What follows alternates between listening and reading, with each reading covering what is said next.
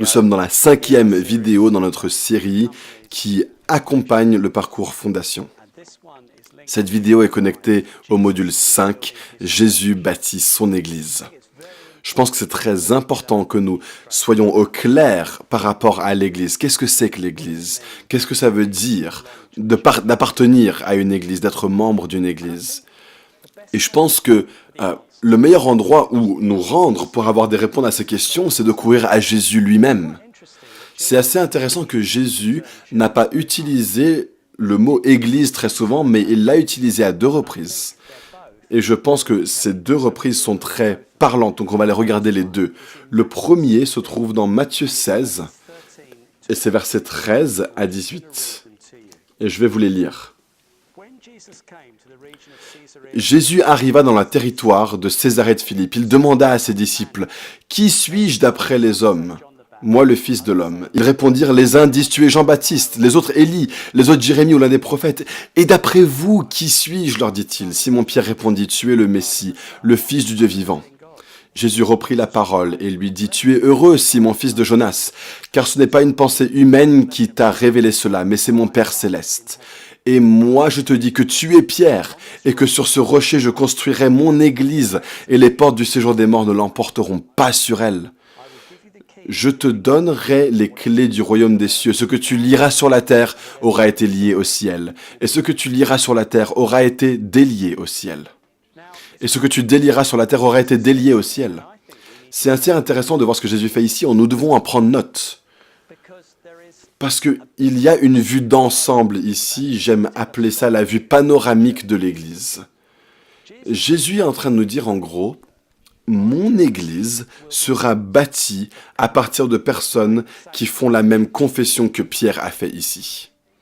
Et chaque détail vaut la peine qu'on y prête attention. Jésus a dit, qui disent les gens que je suis? Il y a beaucoup d'opinions sur lui. Des gens disent qu'il est prophète, autre chose. La même question peut être posée aujourd'hui. Qui les gens disent-ils par rapport à Jésus? Est-ce que c'était un homme sage ou est-ce que c'était un gourou ou toutes sortes de phrases qui peuvent revenir. Et puis il dit à Pierre, mais qui dis-tu que je suis? Et Pierre lui dit, en gros, je crois que tu es celui que tu dis que tu es le Fils de Dieu, le Messie, celui qui est venu pour nous sauver. Autrement dit, Pierre voit qui Jésus est réellement. Et il confesse, je crois que tu es celui que tu dis que tu es.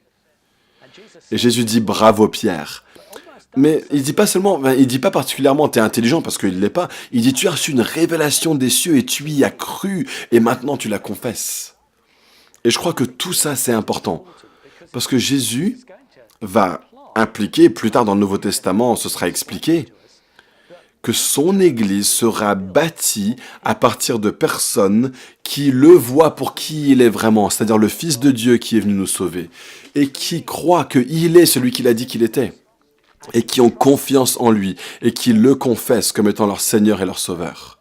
Et ça, cette confession de foi, cette foi, nous conduit dans l'Église de Jésus. Et si vous écoutez maintenant ces vidéos, que vous avez lu ce livre, vous allez comprendre ce que ça veut dire. On a regardé ça dès le premier module et on a regardé qu'est-ce qui est dans le Nouveau Testament. C'est juste une petite partie dans les évangiles qui parle de ça, mais il y a une image qui est là pour ce qui est à venir. Jésus va bâtir son Église à partir de chaque personne. Quiconque se fait écho de cette confession de foi que Pierre a fait. Voilà sur quoi je vais bâtir mon Église. Je ne crois pas que Jésus est en train de dire qu'il va bâtir son Église sur Pierre lui-même. En fait, si c'est sur quelqu'un, c'est sur Jésus que c'est bâti, parce qu'il est la pierre d'angle, la fondation de l'Église, mais c'est l'affirmation que fait Pierre, c'est la foi que Pierre démontre. Voilà ce qui bâtira mon Église. Donc, les gens qui voient Jésus pour qui il est, qui croient en lui, qui mettent leur foi en lui, qui vont affirmer ça, qui vont dire « Je suis Jésus, je crois qu'il est mon Seigneur et mon Sauveur ». Ces personnes-là sont dans son Église. Et d'une façon, c'est glorieusement inclusif, parce que quiconque, quel que soit votre arrière-plan ethnique ou quelle que soit votre dénomination, si vous faites cette confession de foi, ils sont dans l'Église de Jésus. Mais c'est aussi exclusif. Parce que ce ne sont que les personnes qui font cette confession de foi. Vous appelez chrétien ou aller dans une église ou être né dans un pays soi-disant chrétien, c'est pas ça qui fait de vous un membre de l'église de Jésus.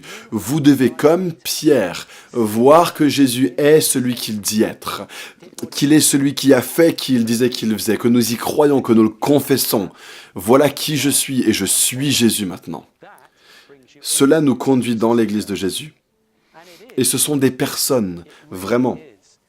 Souvent, les gens croient que l'église est un bâtiment. C'est raisonnable parce que beaucoup de bâtiments sont appelés des églises. Mais en réalité, c'est un petit peu une confusion qui est apparue historiquement depuis les premiers siècles. Ils voulaient définir le bâtiment dans lequel les chrétiens se réunissaient. Ils ne l'appelaient pas un temple, ils l'appelaient une église parce que voilà ce qu'on appelait le peuple qui se réunissait dedans. Mais si on vient dans le Nouveau Testament, personne n'était propriétaire de bâtiments qu'ils pouvaient appeler des églises. Peut-être qu'ils n'avaient pas le droit ou ils n'avaient pas les ressources, ils se retrouvaient dans des salles louées ou dans des grandes maisons. L'église n'a jamais été un bâtiment, c'était des personnes. Et en fait, la parole veut dire une assemblée de personnes. C'est un mot très général, en fait. Une assemblée de personnes réunies pour un but. C'est ça que le mot veut dire. Mais Jésus dit, je bâtis mon église. Donc, son église, c'est des personnes qui sont assemblées pour le louer et l'adorer, lui. Voilà son église. Des gens qui se sont rassemblés pour cet objectif. Et voilà leur objectif premier.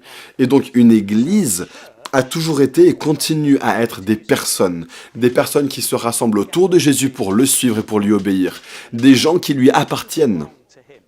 Et donc, de façon plus vaste, il y a beaucoup de personnes dans l'Église, en tout cas dans mon pays, dans beaucoup de villes. Peut-être qu'ils ne se réunissent pas au même endroit, peut-être qu'ils ne se disent pas être la même chose dans le détail, mais à travers la ville dans laquelle j'habite, il y a beaucoup de centaines, peut-être de milliers de personnes qui ont Jésus comme leur Seigneur et leur Sauveur. Et donc, ils sont, de façon générale, l'Église à Winchester. Et ce serait vrai de l'Église dans le monde aujourd'hui. C'est toutes ces personnes, à travers notre globe, qui font cette confession de foi. Et c'est merveilleux de savoir que nous appartenons à cette grande famille et nous y sommes ajoutés. C'est un mot biblique. Lorsque nous mettons notre foi en Jésus, nous sommes ajoutés à la famille de Dieu. C'est là où vous appartenez. Voilà où se trouve la mise en pratique de votre destinée. Voilà où se met la mise en pratique de votre foi dans l'Église de Jésus. La deuxième fois que Jésus utilise le mot « Église », on nous le rapporte dans Matthieu 18. Et c'est un contexte très différent. Écoutez ça. Si votre frère et sœur pêchent, va et reprends-le seul à seul. S'il t'écoute, tu as gagné ton frère. Mais s'il ne t'écoute pas, prends avec toi une ou deux personnes afin que toute l'affaire se règle sur la déclaration de 2 ou de 3 témoins.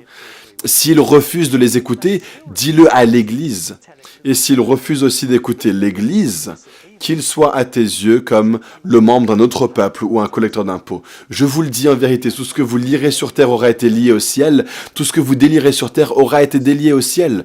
Je vous dis encore que si 2 d'entre vous s'accordent sur terre pour demander quoi que ce soit, cela leur sera accordé par mon Père céleste. En effet, là où 2 ou 3 sont rassemblés en mon nom, je suis au milieu d'eux. Si la première référence était la vue panoramique, ici on a la vue au microscope. On a parlé avant de l'Église universelle, maintenant on parle de l'Église, le plan rapproché, l'Église locale. Jésus est en train de dire qu'il s'attend à ce que tous ses disciples, les suiveurs qu'il a, vous et moi, si nous suivons Jésus, d'appartenir à une communauté locale où nous sommes connus, où eux nous connaissent, où même des choses aussi terre à terre que ce que j'ai décrit ici, c'est-à-dire juste une crise relationnelle entre 2 personnes, seront réglées et pourront être réglées. Il y a une communauté suffisamment cohérente pour savoir qui appartient à l'intérieur de la communauté, qui n'y appartient pas, pour pouvoir rassembler ce groupe et apporter un jugement sur une question qui n'est pas résolue entre 2 chrétiens, par exemple. Une communauté qui a autorité, c'est intéressant, il y a de l'autorité dans chacune de ces références à laquelle je vous ai apporté concernant lié et délié. Une communauté qui a autorité dans le fait d'être ensemble. Oui, là où 2 ou 3 sont réunis, je suis là au milieu d'eux. Jésus est avec chacun d'entre nous lorsque nous sommes seuls, mais il doit y avoir quelque chose de particulier à travers laquelle il aime donner sa présence lorsque nous sommes réunis. Et il s'attend à ce que nous appartenions à ce que nous appellerions une église locale. Alors, même au 1er siècle, il y avait sans doute une grande variété, peut-être pas les complications de 2000 ans d'histoire de l'église avec nos erreurs, etc., mais il y aurait eu sans doute une grande variété. Il y aurait eu dans des grandes villes comme Éphèse et Corinthe, sans doute beaucoup d'endroits, un nombre d'assemblées d'églises, parce que le mode de vie des gens ne leur a pas permis de voyager loin, puis il n'y avait pas de voiture, beaucoup d'entre eux étaient esclaves, ils n'avaient pas de jour de congé, ils se rassemblaient dans des grandes maisons. Et de temps à autre, ils pouvaient se rassembler dans un contexte plus grand, peut-être lorsque Paul rendait visite ou autre chose. Mais il y a toujours eu des tensions, même dans 1 Corinthiens, Paul doit les reprendre. Ouais, moi je suis Apollos. Ouais, moi je Paul Pierre. Ouais, moi je suis Jésus. Hein. Mais ils sont tous en train de se disputer, c'est pas bon. Mais il y a clairement des personnes qui vraiment aiment l'enseignement d'Apollos, d'autres aiment vraiment l'enseignement de Paul, de Pierre, et c'est pas un problème, c'est pas que c'est bon, mais même ces choses-là faisaient surface déjà dans le Nouveau Testament. Mais si on met tout ça de côté, nous devons régler ces choses comme elles viennent, mais Jésus s'attend à ce que nous trouvions une église locale à laquelle nous pouvons appartenir. En fait, l'exemple de Jésus est très réaliste. Ça concerne exactement le type de problème qui fait surface dans une église. Deux personnes qui n'arrivent pas à s'entendre. Ils ont un problème l'un avec l'autre. Et Jésus, de façon très pratique, il dit « Je m'attends à ce qu'ils le règlent de cette façon-ci. S'ils ne peuvent pas le régler de cette façon-ci, eh ben on l'apporte devant l'église. » Et je crois que c'est vraiment instructif. Laissez-moi vous dire, il y a des choses importantes de la part de Jésus ici. Il s'attend à ce que ses disciples aient des bonnes relations les uns avec les autres. Donc les relations au sein de l'église locale sont importantes pour Jésus. Nous devons entendre ça. Il s'attend, si on a des problèmes les uns avec les autres, de les régler et de les arranger aussi vite que possible. Donc être un membre d'une église locale, c'est comme ça qu'un chrétien continue à grandir et à rester efficace. Mais la question, bien sûr, est quelle église?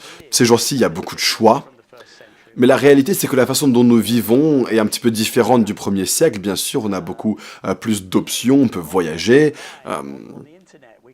on peut chercher en ligne sur Internet, on peut écouter des prédications un peu partout. Donc comment est-ce que ça marche en pratique?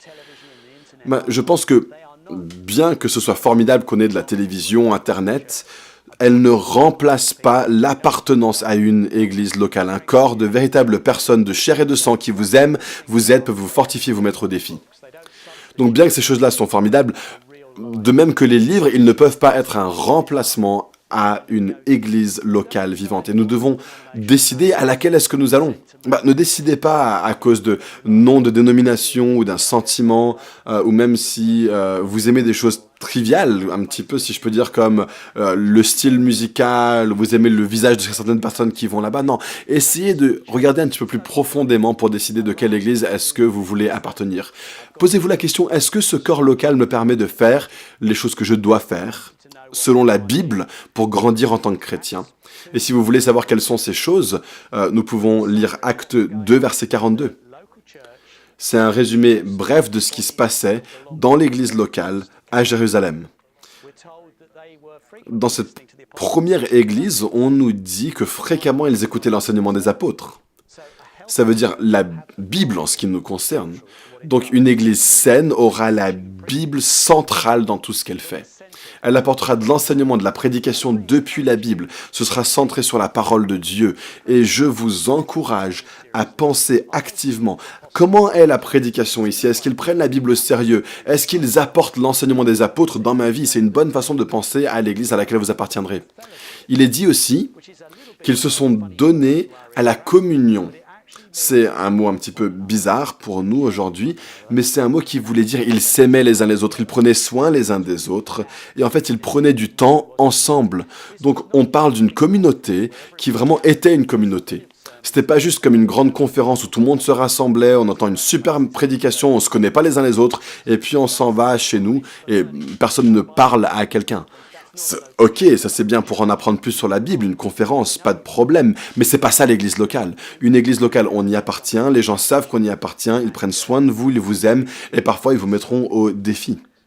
Et ils apporteront des changements dans votre vie en faisant de vous des disciples. Donc on cherche quelque part où il y a une vraie base relationnelle à tout ce qui se passe. Ensuite, il est dit qu'ils rompaient le pain les uns avec les autres. Ça veut dire qu'ils célébraient la mort et la résurrection de Jésus en prenant le pain et le vin ensemble. J'aimerais être dans une église où ça joue un rôle relativement important dans la vie de l'église. Alors, je veux pas dire par ça quoi que ce soit, comme la fréquence, comme est-ce que c'est mauvais si c'est qu'une fois par mois. Je pense que je veux simplement dire que c'est pas tellement périphérique qu'on peut à peine le remarquer. Je pense qu'on a besoin d'avoir quelque chose de central. À mon opinion, ça ne doit pas être fait dans le grand rassemblement, ça peut être fait dans des petits rassemblements, dans les maisons, dans les rassemblements informels ou des rassemblements formels, mais d'une façon ou d'une autre, le pain et le vin ont une partie dans la vie des gens parce qu'on est centré sur Jésus, sur ce qu'il a fait, on pense à son corps, à son corps brisé pour nous, son sang déversé pour nous, et donc il y a une sorte de fréquence et un sérieux sur la fraction du pain. Ça a un rôle à jouer dans notre vie d'église. Une autre chose à laquelle ils se sont donnés, c'était la prière. Donc pensez un petit peu à quoi ressemble la vie de prière de mon église. Est-ce qu'elle est dynamique? Est-ce qu'elle est réelle?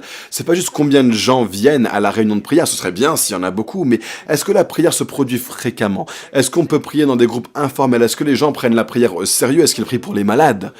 Est-ce qu'il propose de prier pour vous? Alors, on n'est pas en train de faire une sorte de checklist pour voir l'Église de façon critique.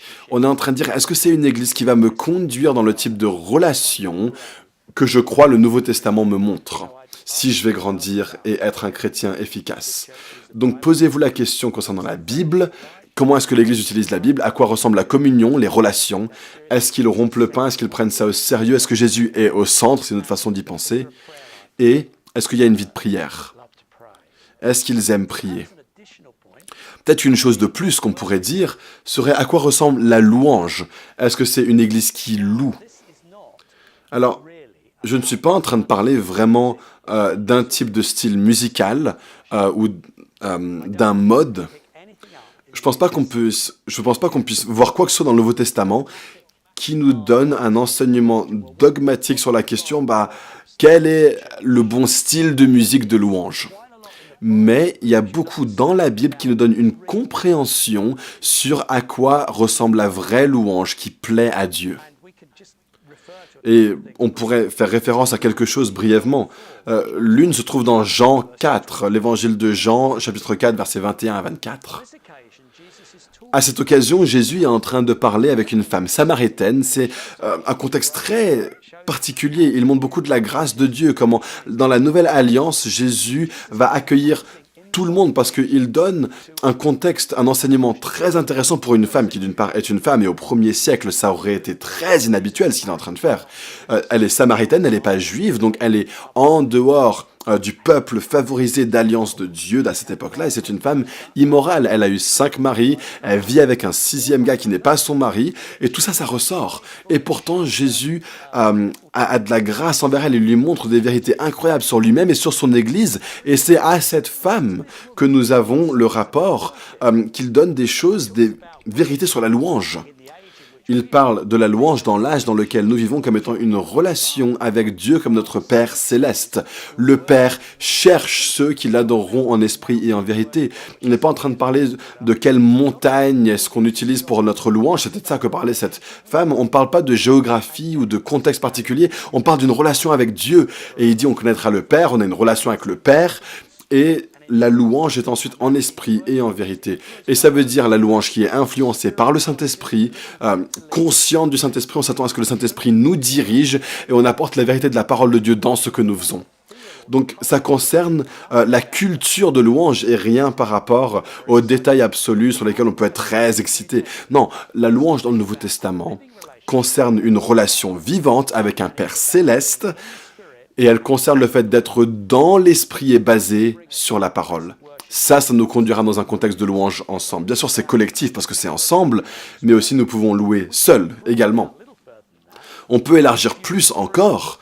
Si nous lisons l'Ancien Testament, de plus que le Nouveau Testament, on va trouver qu'il y a des choses qui sont mentionnées sur la louange à Dieu qui vont faire lever certains sourcils, en tout cas dans ma culture, en Grande-Bretagne moderne, mais qui sont très bibliques. Par exemple, lever les mains.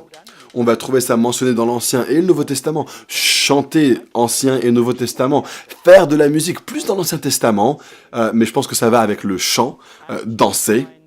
Et nous trouverons la joie de la joie inexprimable qui est souvent mentionnée. La joie inexprimable, ça semble comme une joie telle qu'on ne peut rien dire. Je suis tellement content que je ne peux pas l'exprimer. Alors, tristement, historiquement, les gens ont souvent associé avec la louange l'idée de quelque chose de très solennel, très silencieux, un petit peu comme un enterrement. Les gens qui sont habillés sobrement, qui ont l'air tristes, et puis qui sont très silencieux, on chuchote un peu comme dans une bibliothèque. Alors, je ne veux pas moquer ça entièrement, bien que vous pouvez voir que, oui, je le moque un petit peu, mais parce que, en réalité, c'est dur de trouver ce modèle dans la Bible. En fait, on ne trouve même pas fermer les yeux dans la Bible. Vraiment, on ne trouve pas ça. Alors, moi, je ferme les yeux, ok, pas de souci. Mais c'est assez intéressant comme nous présumons des choses sur la louange qui ne sont pas là dans la Bible. On mentionne pas de fermer les yeux, on parle de danser, on parle de s'agenouiller, de s'allonger même, de lever les mains, de chanter, la joie inexprimable, toutes sortes de choses. Mais on ne trouve pas fermer les yeux. Donc on doit regarder la Bible et la laisser influencer ce que nous faisons lorsque nous louons, ce qu'on pense qu'on devrait faire, ce qu'on s'attend à faire lorsque le Saint-Esprit agit à travers nous dans la louange. Clairement, à travers la Bible, Ancien et Nouveau Testament, la louange est quelque chose qui implique notre être tout entier, pas juste quelque chose de cérébral et d'intellectuel, pas quelque chose d'uniquement physique, est-ce que je suis agenouillé ou quoi que ce soit, non, non, non. Ça implique tout. Ça implique notre cœur, notre pensée, notre cœur étant le centre de notre être intérieur, notre pensée. Nous devons être conscients de ce que nous chantons. Nous devons exulter dans la vérité de Dieu. Nous devons, ça implique notre corps, les mains levées, peut-être agenouillées, peut-être assis. Mais l'action de votre corps fera partie de votre louange, danser. Et ça implique votre volonté. Autrement dit, nous sommes en train de connecter toute notre vie avec le Dieu que nous adorons. Nous sommes prêt à mettre en pratique la louange que nous vivons. C'est une clé pour la louange biblique. C'est pas seulement dans les rencontres et les rassemblements de l'Église. Notre vie entière est une vie de louange. Notre vie entière est donnée à Dieu. Et c'est une louange appropriée de donner nos corps, de nous donner 24 heures sur 24, 7 jours sur 7 à Dieu. Et nous mettons en pratique ce que nous louons dans notre vie quotidienne, alors que nous vivons notre vie quotidienne.